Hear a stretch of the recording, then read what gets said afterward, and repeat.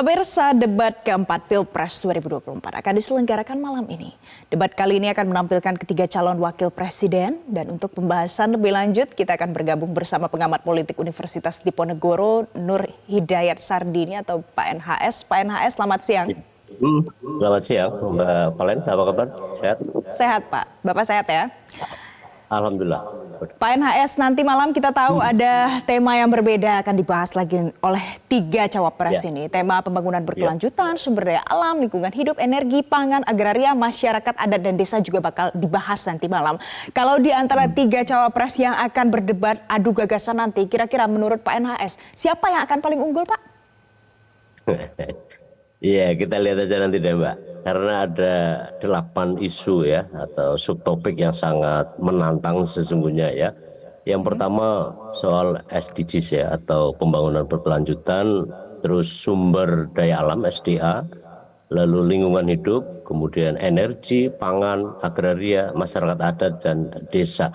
Dan tambahnya Mbak Valens, dinamika debat nanti malam akan tergantung pada sekurang-kurangnya 3 hal ya. Pertama adalah soal belajar dari debat sebelumnya tentu saja. Singkatan sudah dilarang oleh KPU gitu ya. Lalu adu konsep yang jauh lebih tajam, karena masing-masing kan belajar Mbak dari apa yang sudah terjadi pada 3 kali debat, walaupun capres dan cawapres tentu saja itu mengadu-adu ya.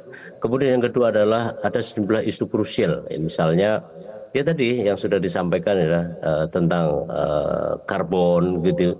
Lalu mungkin saja Pak Ganjar akan diserang dari sisi kasus Wadas, kasus Kendeng gitu ya. Lalu tentu saja juga Gibran mungkin akan di soal-soal food estate gitu ya, hilirisasi nikel yang katanya tidak favorable gitu ya dalam tata kelola. Kemudian misalnya juga ada 1% dari penduduk Indonesia itu kuasai 50% lahan yang diakui oleh Pak Jokowi ya dalam banyak berita. Kemudian dan akhirnya ini soal strategi juga gitu ya. Strategi tentu saja paling kurang ada 2, ofensif dan defensif ya. Ofensif itu memungkinkan orang untuk menyerang terutama pada segmen ketiga dan ya keempat. Lalu defense itu adalah biasanya yang berasal gitu ya dari kalangan pemerintah atau pengambil keputusan dan atau paslon yang berada pada afiliasi pemerintah seperti Gibran tentu saja akan begitu banyak beban yang sangat boleh jadi akan diserang gitu ya, akan diofensi oleh 2 cawapres dari 3 paslon ini. Gitu, Mbak, apa topik yang paling memungkinkan untuk menyerang Gibran Rakabuming Raka nanti malam, Pak? Karena banyak sekali yang punya ketertarikan untuk topik-topik sensitif nanti malam. Iya, saya kira food estate adalah satu soal ya, satu isu yang menurut saya akan jadi beban juga atau dengan cara yang mendefensi buat Gibran, karena itu terkait dengan kebijakan pemerintah yang banyak orang menyebut berantakan, tidak berhasil dan seterusnya. Kemudian hilirisasi isu yang pernah disampaikan pada debat-debat sebelumnya, tapi tampaknya ini akan bisa diangkat oleh karena tata kelola pertambangan pada umumnya, bagian dari pengembangan energi kita itu juga masih kira-kira disoal oleh terutama kaum oposisi. Nah, pada saat bersamaan juga ada kebijakan-kebijakan tertentu seperti Pak Ganjar gitu ya, terkait dengan yang saya sebut tadi soal Wadas, soal Kendeng gitu ya. Kemudian ekologi di Pantura dan seterusnya itu boleh jadi akan diungkit. Lalu yang baru adalah soal desa, walaupun desa tentu saja dalam entitas lain dalam pengembangan pembangunan, tapi tampaknya itu akan jadi isu yang cukup menantang ya untuk diangkat, karena tidak semua orang memahami secara detail, apalagi tadi Budiman Sujatmiko sudah sebut bahwa dia secara khusus nge-briefing kepada Gibran terkait dengan soal itu, dan saya tahu bahwa Pak Budiman Sujatmiko adalah satu dari sekian orang yang menginisiasi terhadap RUU Desa gitu ya. Dan mungkin Pak dia akan NHS, melakukan kalau Anda katakan soal masyarakat adat dan desa ini akan lebih menantang, apalagi ditarik ke IKN nanti, mengapa lebih menantang, Pak? Karena tentu saja pertama tidak semua orang detail ya memahami soal masyarakat adat ini. Dari aspek hukum tentu saja ada kelebihan, ada yang lebih dikuasai oleh Pak Mahfud karena di situ ada kaitannya dengan hukum ya. Kita tahu ada hukum adat dan seterusnya. Dalam relasi itu juga ada persoalan karena di setiap masyarakat adat berada pada lokasi desa perdesaan dan itu akan jauh lebih detail ya sebagai bagian dari untuk menyerang misalnya. Dan pada saat bersama tentu saja akan dari ketiga ini mana yang tidak kuasai pasti akan terseok-seok gitu ya. Dan itu tampaknya akan, tebakan saya akan menjadi isu yang menarik untuk terutama segmen ketiga gitu. Yang menurut saya juga akan menjadi problem lain. Soal karbon misalnya, sampai hari ini kita pada posisi yang serba salah gitu ya. Karena di satu sisi harus ada pendapatan, pada saat bersamaan juga akan harus dikelola dengan baik-baik gitu ya.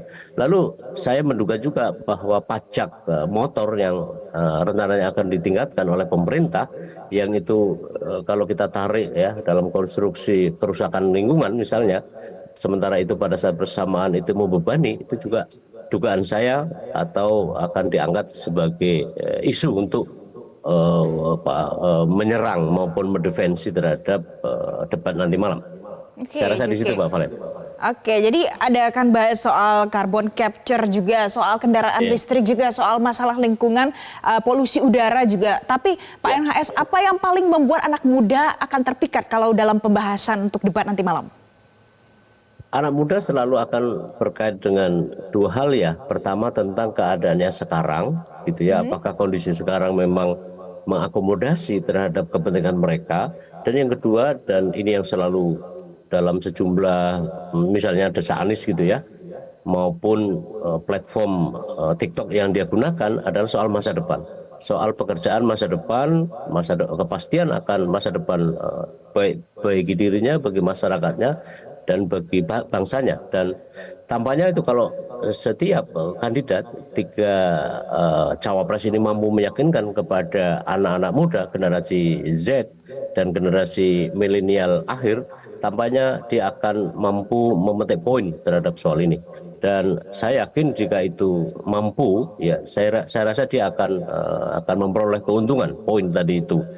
Nah, tampaknya memang ini yang akhir dari seluruhnya adalah bahwa debat ini akan menjadi penentu sebelum akhir dari dua yang terakhir. Ya, ini adalah kali kedua yang terakhir sebelum nanti akhirnya adalah untuk capres. Nah, di situ tantangan banget buat cawapres ini untuk menarik simpati, menarik keyakinan anak muda. Dan kalau lihat dari peta sepekan terakhir begitu banyak survei yang masih membingungkan, tetapi satu hal yang pasti undecided voters yang itu sebagian besar, karena kita tahu bahwa 52% dari pemilih kita hari ini adalah anak generasi milenial akhir dan juga adalah generasi Z. Dan jika ingin memenangkan debat, taruhlah sebaik mungkin ya untuk menarik simpati dari mereka. Dan undecided voter kalau kita yakini ada sebanyak 27-28%, tentu berada di sini, di debat ini. Pak NHS, kan yang kita bahas sekarang adalah bagaimana nanti supaya unggul nanti malam. Karena ini adalah debat terakhir untuk para cawapres ini. Selain yang dikejar undecided voters, juga anak-anak muda. Nah, pertanyaannya, menurut Anda gaya komunikasi seperti apa yang harusnya ditampilkan supaya undecided voters ini bisa jatuh hati untuk pasangan-pasangan yang akan dipilih nanti? Ya, tantangan ya, bahwa cara mengofensi terhadap debat ini di satu sisi memang menguntungkan, terutama buat paslon nomor 1, tetapi pada saat bersama lain kemudian ada politisasi terhadap persoalan ini, lalu melarikan ke hal-hal yang bersifat simplifikatif gitu ya, dan itu mengaburkan terhadap substansi. Dan saya kira itu tantangan buat paslon nomor 1, buat Caimin dan Pak Anies, di saat bersamaan juga cara untuk mendefensi terhadap kebijakan lalu menyerang gitu ya, mengofensi secara terbalik gitu ya. Dan tampaknya yang ketiga yang penting juga untuk kita perhatikan Mbak Valen adalah bahwa keadaan di luar terutama di misalnya TikTok, misalnya di Twitter, misalnya di Instagram, itu jauh lebih dinamis dan secara real time dia memanfaatkan dinamika di dalam debat di luar ya. Jadi hubungan antara di luar dengan di dalam itu sangat erat. Kita tahu bahwa ada panggung depan, ada panggung belakang. Dan yang berikutnya adalah soal bahwa seluruh hal ini akan menjadi preferensi buat pemilih, dan hati-hati saja bahwa sikap masyarakat, preferensi masyarakat pemilih kita kadang-kadang bersifat melankolis, dan melankolis itu menyerang tetapi dengan cara yang terlalu keras itu juga bisa kontraproduktif gitu ya. Nah, saran saya adalah bahwa debat dengan cara yang sopan, karena masyarakat kita sebagian besar juga berada di pemahaman itu secara kultur. Dan ini hati-hati bahwa semua harus juga cantik ya, dengan menggunakan bahasa yang baik, yang sopan, tetapi tidak menghilangkan cara-cara substantif yang ingin disampaikan. Dan saya rasa debat kali ini akan membuat paslon nomor 1, nomor 2, dan nomor 3 akan jauh lebih hati-hati, dan dia akan belajar ya, tentu saja pada debat-debat putaran-putaran sebelumnya, 3 putaran sebelumnya itu. Baik, jadi akan lebih hati-hati, kemudian juga ada poin kalau yang memilih mungkin akan lebih suka yang melankolis ya Pak NHS ya. Tapi Pak NHS, kalau dari semuanya ya, Pak, apakah nanti akan mempengaruhi elektabilitas dan tingkat pemahaman para calon pemilih? Karena ini yang terakhir untuk para cawapres.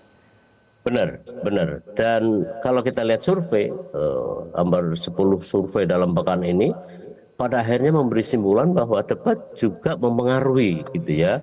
Misalnya indikator politik Indonesia jelas bahwa orientasi pemilih akan juga tergantung pada kualitas tidaknya, menguntungkan tidaknya gitu ya, capable tidaknya diukur dari debat ini. Dan debat ini tampaknya akan sedikit banyak akan memberi kontribusi terhadap elektabilitas ya.